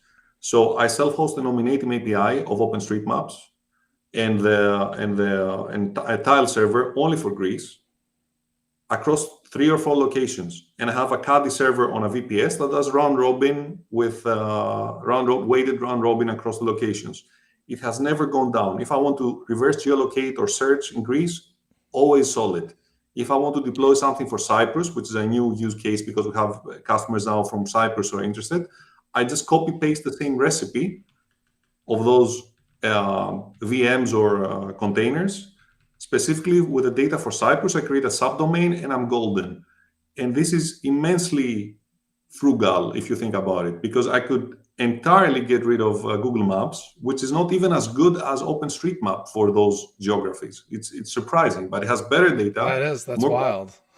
It's wild. So imagine we fetch data from Google Maps and we complement it with data coming from OpenStreetMaps. We correct like divisions, areas, postal codes. It's a boom. Like there is so much good open source software out there. SyncThing, Garage. Do you host your do you buy your own machines for hosting then at that point, or is that what you're doing? And then are you renting? Are you putting it in like a data center, or do you just host it at different locations? No, different locations. I have, for example, a family business, ex-family business HQ. One location here, which is my basically home office. One location, parents' place with good upstream. One location, another business that is of a friend in a different location. 4th, plus the 2 VPSs. It works so far. And of course, you have to lock it down and lock it tight, so you have WireGuard tunnels between them, so nobody else can snoop on the traffic because it's not under your control. I don't see it has served me really well, and this started thanks to the lockdown. That's awesome. I need to go down that route. You inspire me. I want to do that. I just feel like it's so important, especially like with sensitive data like kill switch. I feel like it's so important to really control and own your data. Yeah. Even though everything. But make sure to have offsite backups. Yeah. Offsite backups. Like the idea is that I have, I have another location, which I didn't mention, is the office of Brick. Has a front office, nobody gets in, so it's totally secure, has a very nice fiber connection. And a lot of the services of the Brick web app, they rely on the self-hosted server, which is imagine it's a refurbished Lenovo desktop PC, cost me 150 euros, added a bit more RAM, so it went up to 180 or 190. So 30 gigabytes of RAM, i5 6500, by all means, a rather anemic CPU by modern standards. I mean, it's now almost 10 years old, and yet it works amazingly well. Never let me down. So this one backs its containers and VMs to a Proxmox backup server somewhere else, and that other server backs it somewhere else. So you always have them. You also have backup distributing. With Proxmox, you can recover from a remote server. So never had any issues. When are you writing a book about this? Well, I started 2 years ago, but then came Northern Elixir Traders, and I parked it. I started writing a self-host all the objects, which is shows a series of buckets. It's on Leanpub, and I started writing how to self-host Garage, because Garage is excellent. I mean, Garage is fantastic. Is a fantastic book. Check it out, everyone who listens to this. What would you say, what's the difference between file browser and then Garage is just S3? Yeah, Garage is S3 compatible, whereas file browser is just basically like your self-hosted Dropbox, and has a nice web. Okay. I see. Cool. What do you do as far as storage then on your servers that you're hosting? Typically, RAID boxes. So my recipe, for anyone who cares, was up until the RAM increases, but so I've built 3 boxes with the same recipe. AMD Ryzen 5 5600G, because it's an APU, and APUs are very power efficient. In particular, this one is very power efficient. It's way more powerful than you'll ever need. I mean, it's miles beyond what you get from Hetzner or DigitalOcean anyway. 32 to 64 gigabytes of RAM. 64 in the cases where I'm running something heavy, but rarely ever the case. Mostly I have one box with 64 because I used to run CPU-based inference. And this can take up a lot of RAM, but in the end it's uneconomical because it's too slow when you use up so much RAM. But it's good to have the headroom. Now 64 gigabytes DDR4 is still super expensive with the recent price hikes. Two solid SSDs, good brand. Don't go for cheapo stuff. I got burned once by buying Team Group SSDs, which had a known bug, and I got burned. BTRFS, which is supposedly experimental but has never let me down. BTRFS, I know it gets a lot of hate because ZFS is so much better. No problem with BTRFS. And typically a 4 terabyte hard drive, not RAID, just to store data, because the data anyway gets copied over between nodes. Or if you want, you can have 2. So you kind of have your redundancy built in with your round robin effect. Yeah, and then Caddy on the VPS with round robin and Let's Encrypt certificates. Basically, what you do is you connect some parts with WireGuard. And then you have one WireGuard network. You have multiple points, so you don't have a single point of failure. And then on top of this, you layer IPv6 with Yggdrasil. My favorite open source project, because Yggdrasil is a mesh. So it will route around anything that is residential, fiber, or VDSL and isn't connected. So it will always find a path. So it rides on WireGuard. So it's already encrypted, and then you have this on top of the WireGuard network. So you have a mesh, an IPv6 mesh on top of the WireGuard network, which means that you don't run the risk of your nodes of Yggdrasil peering ever or appearing through multicast to the public mesh of Yggdrasil. So you have your own internal IPv6, and everything you can hit anything from anywhere. That's awesome. Very cool. Yeah. It's fantastic. In fact, I have a friend in Brazil who runs his own SaaS, starts to get into self-hosting, and I was telling him use Yggdrasil, and says, is it not experimental? it's experimental, but I've used now for 4 or 5 years and has never let me down. So, software version numbers are also kind of misleading. That's true. It's Drazzle or Yggdrasil. YGGDRASIL network.github.io. Here we go. Awesome. I mean, even runs on your phone. That's awesome. Very cool. I might be reaching out with a lot of questions. Same thing on the phone. Same thing on across the servers. All my files everywhere. In fact, it was a funny story. 3 or 4 years ago, or 3 years ago, when we used to have Dropbox in the family business. Dropbox grew explosively because they were handing out gigabytes left and right. I remember we got 1 gigabyte extra storage because way back when we bought a digital camera, Pentax, and part of the package was you also get like 1 gigabyte of free storage. So we ended up having 11 gigabytes of storage on Dropbox, which is way more than we ever needed. And then Dropbox started shitifying, trying to upsell you. The UI changed, they deprecated all their clients, they made it generally more difficult. And at some point, I switched us to file browser for the business, and we started sending manuals and invoices and everything just as public share links to files.tectra.gr, which doesn't exist anymore. Cut down on email sizes, made everything look nicer because you send someone to a files.yourcompany.com, it looks more professional. Yeah. And I posted on LinkedIn, goodbye Dropbox. I wrote a little article, and the then head of growth at Dropbox reached out to ask me about why I'm leaving Dropbox. And we had a nice discussion. I told him you add too many bells and whistles nobody needs, and you don't add killer features like, for example, give me a summary of the document, which is what I built for Brick, where you just let it auto-categorize documents. Why don't you have this? Well, something's coming. Nothing ever came out of this.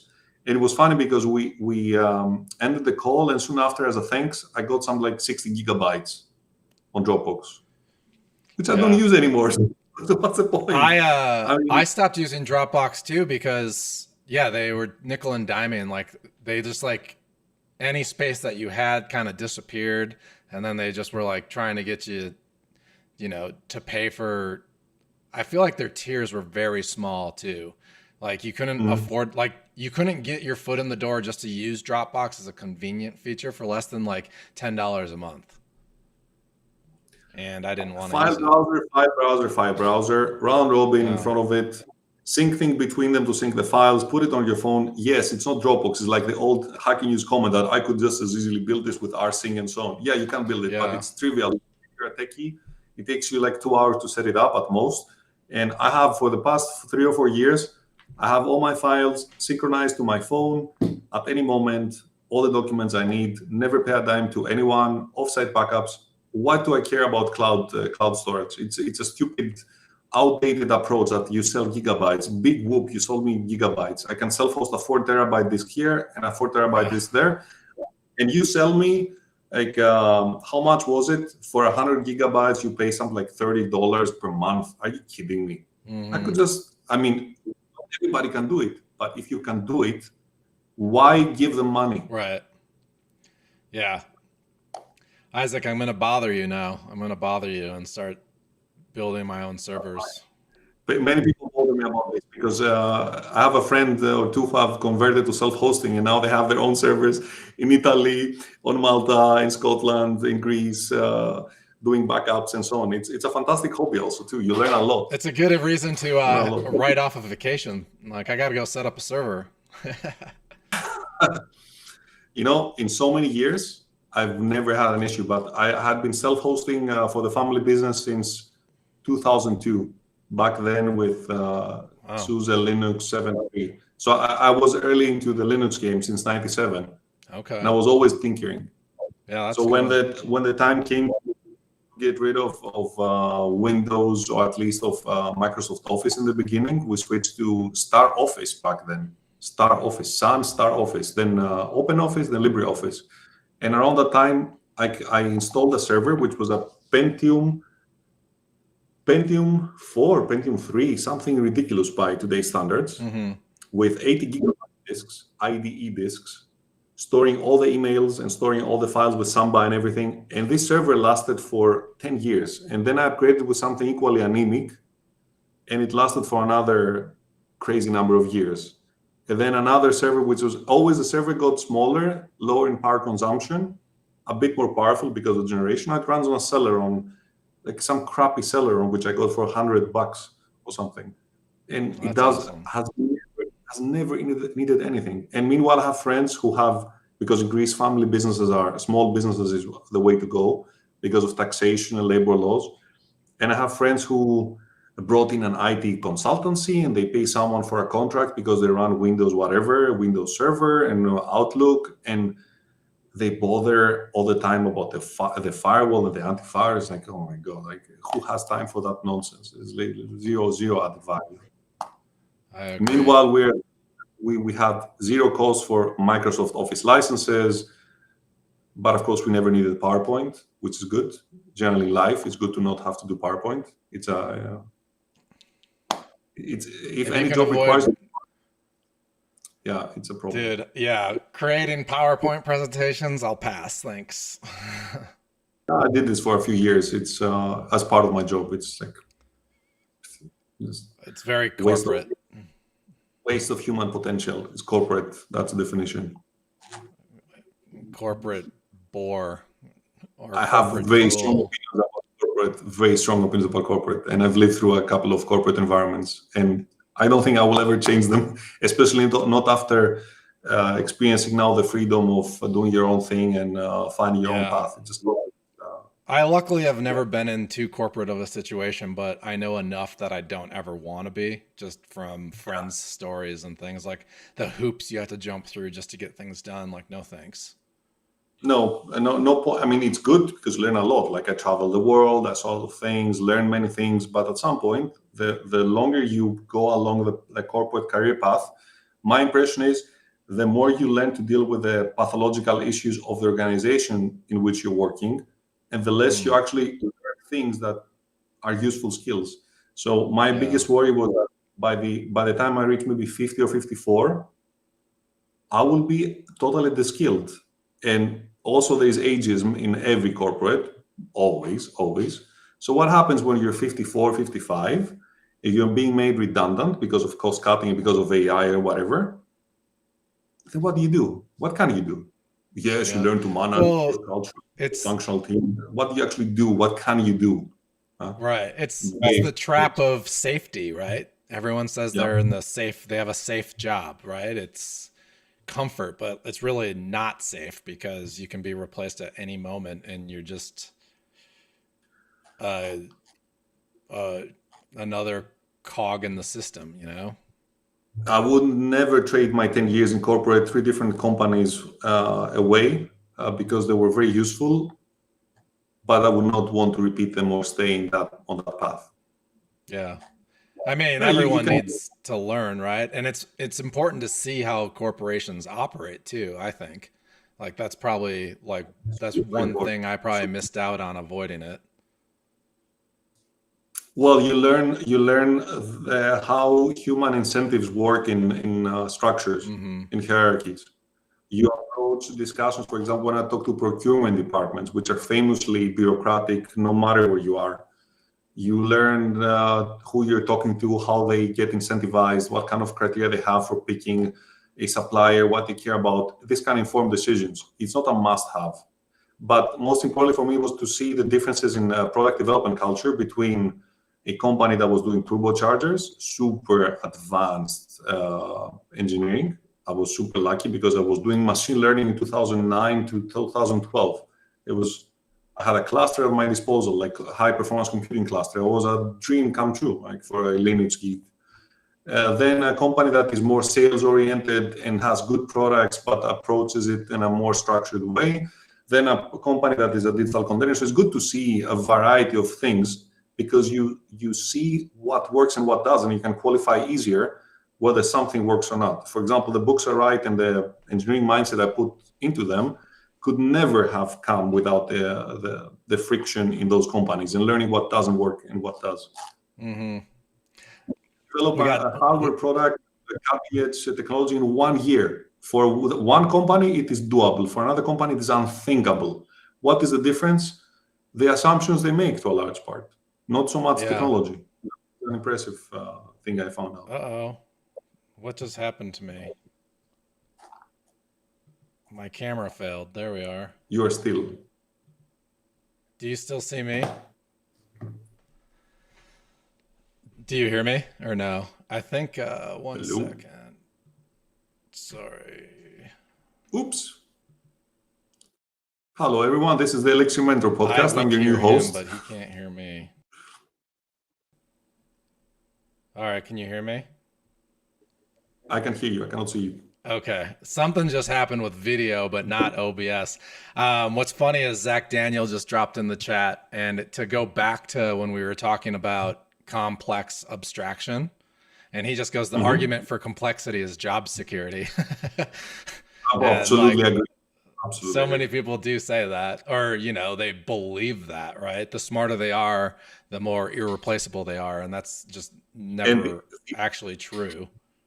And the argument for over-specialization is also job security, because you can, it also is in corporations, there's also a measure of pretense of expertise. You give people titles as senior whatever developer or senior whatever engineer or principal something something or global something something manager, and people get themselves into this role as if suddenly we have to respect whatever they're saying because they have been made responsible for something. And that's part of the problem that I mentioned earlier, where you split backend and front end. You will usually have two people at least, and that's where the problems begin. For sure, you have to do it at some point because the software grows, the product grows. You have more interfaces. Every interface you add, you slow down massively. And that's why LLMs are so great for people who build stuff on their own, or they want to build stuff on their own until they find the need to say, well, now it's worth it bringing somebody in, because now many things are settled, and now the transactional cost to coordinate two brains, let alone 3 or 4, is at least worth it because we can scale. But with LLMs, I replaced 5 people with me plus an LLM, or 2 or 3. Yeah. That is for me the real disruption that it brings. It lowers the barrier to entry. I started at PHP understanding of 2005, which was the last time I wrote PHP. 0 JavaScript, 0 TypeScript. I had my first major version upgrade to the software within 3 months. It was way better than the previous one. You already need to have it. But why did it go so fast? Because I didn't need anymore to coordinate my brain with a project manager who will then have a meeting with a senior backend developer and the senior front developer who will need to cascade this down to the junior to bring it all together to get code of varying quality. Up to a certain point, it is totally doable, especially nowadays, and way faster and better to go through a single mind, you plus the LLM as a rubber ducky or something, and then see when you need it and then scale. Yeah. Like with, for instance, like Kill Switch, it's like a weekend project for me right now. And I'm able to do and accomplish so much using an LLM to help me. And like most of it's just because I'm not a front end dev. So I'm very slow with building UI interfaces and things, and not anymore. Now I prompt it, and like once you have a theme and you have like the way things flow and look, it's really easy just to continue and create new components with Claude. It's also a boon for people who are not technologists, but they have good ideas. I have a friend who has built now 2 things with Lovable. He needed my help in a couple of locations to prompt the LLM to make the right choices or to refactor something. But he came up with 2 okay ideas. We'll see how they fly. And at least he has a proof of concept that then he can engage others to see how they can develop. It doesn't start anymore with a vague idea of, it needs to look a bit like this. Just figure it out. No, you have an actual UI prototype, even functional up to a certain point, depending on what you do. And then you can engage the services of somebody who will clean it up, build it the proper way.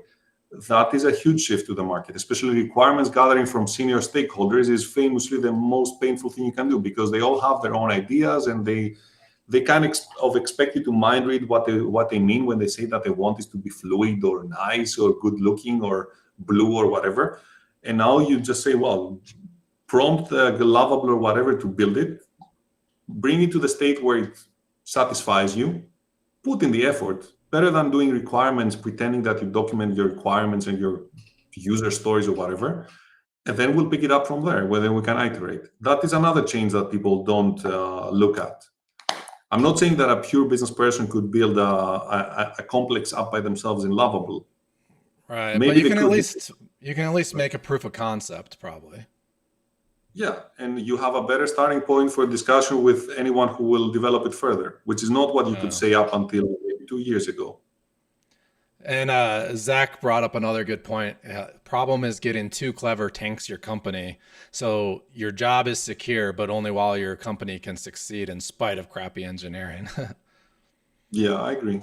I've seen it happen. It's not exclusive to software. I mean, I wrote there was a discussion on Elixir Forum, which is, by the way, what a great website and what a great community, Elixir Forum. It's such a good web, such a fantastic place you can learn so many things there, find so many solutions. So there was a discussion about, I think it was about how is software different to hardware and how software development is different. And there was a back and forth, and I wrote a couple of replies and turned them into an article about exactly that software exceptionalism is overrated. In the end, yeah, it's different, but it's not massively different. I used to believe that it's totally different up until I started to develop software, perhaps with an engineering mindset, so system engineering, and I realized it is different, but you can certainly transpose a lot of concept if you developed other kinds of product. And maybe the belief that software is so incredibly different to everything else, every other artifact, also causes people to pretend that they can just do cowboy development. Hey, it's different. You don't need to do requirements. Yeah, you don't have to do requirements as if you're Volkswagen, but maybe it doesn't hurt to do a bit of systems engineering, system architecture. Yeah, that is true. But Elixir Forum, yeah, it is great. I agree with you there because we got a lot of smart people that hang out. And I feel like Elixir community in general is very generous with knowledge sharing and taking the time to help people.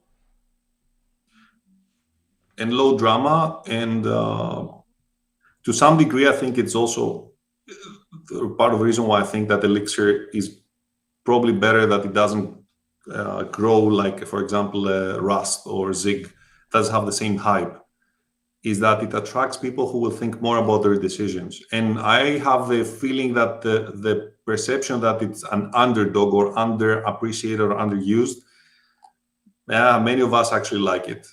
We like feeling that we know the cheat code, as you say it. I mean, I certainly do like it. I know all the answers to your software problems. It's called Elixir and the Beam. Well, I have a new project inquiry that came in on Monday, and the question was whether we're going to make it to a mobile app for a proof of concept. I said no, we can do it. I got the scope. I discussed. Can easily be done in 4 evenings with Phoenix Live View as a proof of concept, and then you see where you take it. When you start having solid stuff, then you can say, well, now it deserves to become a mobile app. Yeah, you can go so far, so incredibly nothing fast, wrove with a nice Live. mobile responsive web app. Like, you can do a lot with that. You can. I've never done it, and I'm worried about the whole approvals process. Oh, no. With a web, all that. It may be still, I'm just saying, just mobile first web app. Yeah. Yeah, PWA. Yeah, you can do PWA. And actually, that was a discussion I had to. Was it last night? Yeah, last night I was driving back home, and I had exactly this discussion. Like, if I want to do a mobile first web app with Phoenix Live View, how can I turn it to a PWA? How can I make it have nicer transitions? Is it possible? Is it doable? How much can I then reuse if I want to go to Flutter or React Native? Which then it starts to get complicated. I've done a bit of React Native. I'm not amazingly, I don't know, I'm not enthusiastic about building a mobile app. Sometimes I have this avoidance of totally new things where I know nothing about. But then again, it's one of those things that you can ask Grok or Gemini, and you can. I was an iOS developer for like 5-6 years, and I don't miss dealing with the App Store. But like, there's also like, there are reasons that you need to, right? Like, I get it, but if you can avoid it, I think it's better just to build web apps. I find that it's good for the internet to build web apps in general. It's a more altruistic approach. I think we have given app stores too much control. Now for I notifications, agree. that like for Brick, we have gotten inquiries for a mobile app.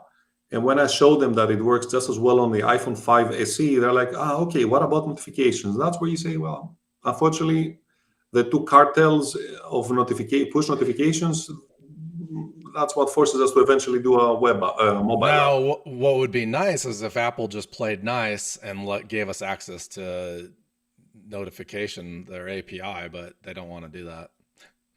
It would be fantastic if corporate giants who are dinosaurs now but pretend to be dynamic would not be what they are. Like, but I feel like the cheat code for just doing PWAs, Android, you can do notifications, I believe. It's just Apple, but you can just do SMS messages, right? Yeah, and that's probably what we'll do. It will be a bit, and I'm not even sure that if you go with an established API like Twilio, that will be so much more expensive to send SMSs than to to pay for Firebase or whatever else you're using. I don't know if Apple's API is free. Probably it is, right? I'm not sure. It probably but is. You have to look at the market. In Greece, for example, we have Viber. Viber, I don't know if you know it. In Greece is so popular for some reason. It has exploded over the last 5 or 10 years. But when you look at how much they ask you to pay to have a business account that send messages, then you start thinking, are you kidding me? Just because you have a stranglehold on the market, I will pay 300 euros per month to have an account. Something crazy. I researched it a while ago. It is too expensive. So the government and banks. Yeah, I just had to go through, I'm using Twilio. I don't know if I'll stay there, but you have to like apply for campaigns just for notifications, show them that like people are opting in and they're okay with your texting, and like what a pain in the butt, but it is what it is. Because I actually got some really good feedback with like Kill Switch. I was only doing emails, and one of my beta testers is like, I don't think I would ever pay for this service if it was just emails, because emails easily get buried and like missed or even spam foldered. He's like, I like honestly like text messaging, and then like in like really urgent cases, even like phone calls. And I was like, yeah, that's a good point. So now I'm implementing it because I just feel like it's an important feature. What do you think about magic link authentication? I like it. I think it works. I think it's great for people that don't use password managers. Like it's a lot more secure, right?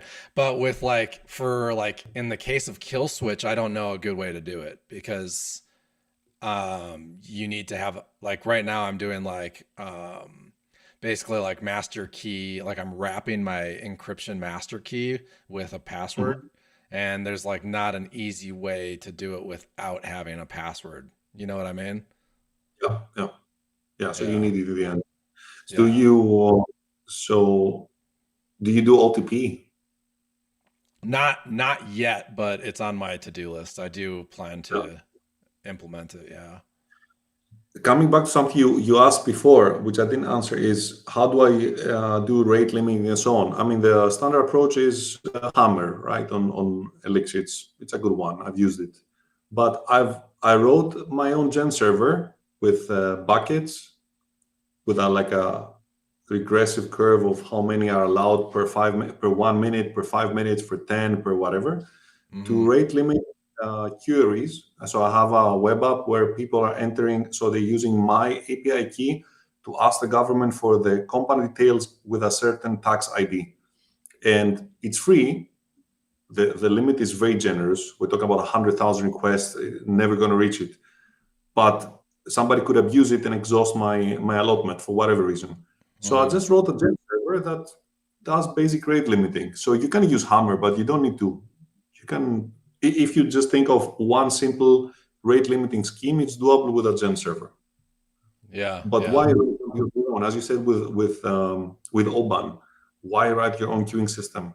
It's already there, the standard solution. It works and it's reliable, and it does so many more things than you'll ever do, especially if you assume that you'll ever do them correctly. Yeah.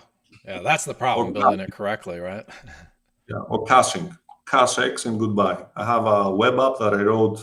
It was my first big web app. It never launched, but is now influencing the scope of the update of Brick, the SaaS. And it was running like 6 or 7 caches for data from OpenStreetMap, for data from APIs.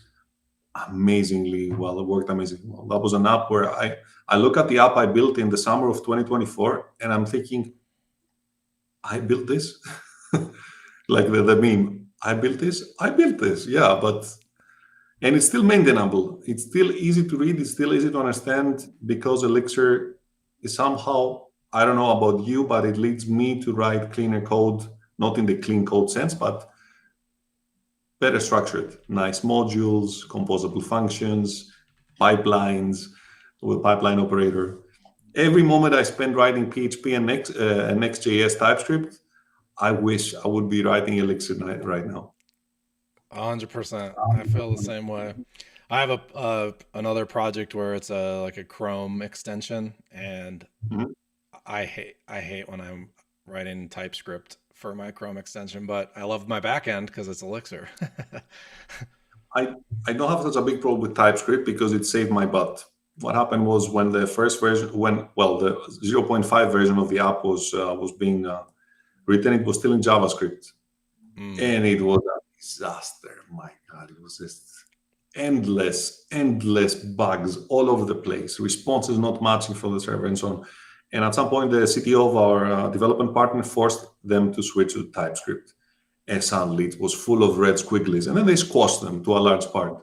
And so now I do appreciate when I'm writing Next.js that I can define the types that I expect. And I thought you just put any everywhere when you use TypeScript, right? I put any in things that are obvious. Like if I have a mutator, it is called mutate. It's any. It's never going to return anything else other than whatever a mutate property. Why do you need to specify? It's like this is too much. It's too much. Mutate is any. I don't care. It's whatever use SWR returns. But all the others, strings, nulls, undefined, whatever, that I find it quite useful. And for that, an LLM is also useful. Like here's the API response. Just write me the interfaces, copy paste, goodbye. By hand. So for me, for that web app, if I ever, which I hope I never ever do, needed to develop something Next.js, which I will not do because Next.js is going to crap also. There's no way I would ever write JavaScript. No way. JavaScript is just a pile of mess. But at least TypeScript makes it tighter. And I like the function of TypeScript too. Yeah. All right. Well, this was fun. I think we can wrap it up. We've gone on like 2 hours, but it's always good having you on. And thanks many times. Yeah. And let's plug your new book that you're currently writing again. And the link for it is in the description of this. So you guys should go check it out and support Isaac. Thank you. But I forget what it's called. Elixir Engineering. Elixir Software Engineering, and there's another one which is called Phoenix Product Codex, which is I've parked them for the time being because I'm too busy end of the year, but I will resume them in January. Awesome. And the one is about writing an API client, the other one is about writing an API server. So it covers both sides. Amazing. That's awesome. Yeah, well, again, thanks for sharing your knowledge with us. And I always have a good time chatting with you. And everyone else, thanks for tuning in. And I hope you guys have a good weekend. Testing.